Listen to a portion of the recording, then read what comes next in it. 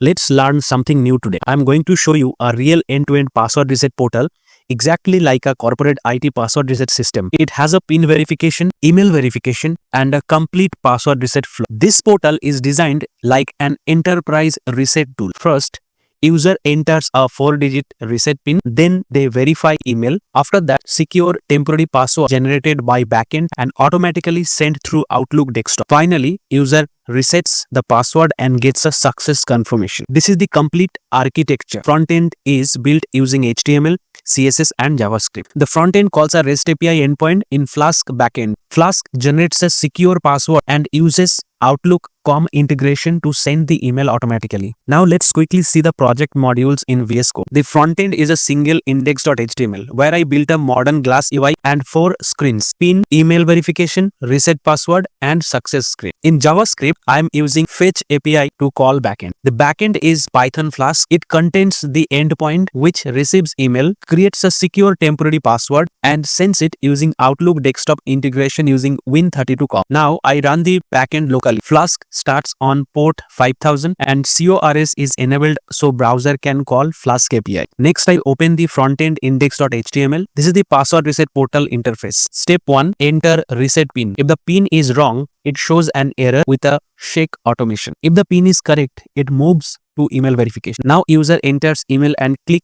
generate temporary password. This instantly calls Flask backend. Backend generates a secure random temporary password and sends it to user via Outlook desktop. So this email is not simulated. It is actually sent using the Outlook application installed on the system. Now user enters temporary password, set a new password and updates it. And finally we get a success message, password updated. So this is the complete end-to-end password reset portal running locally. In the next version, I will add database storage, hashing, expiry validation, and admin monitoring dashboard.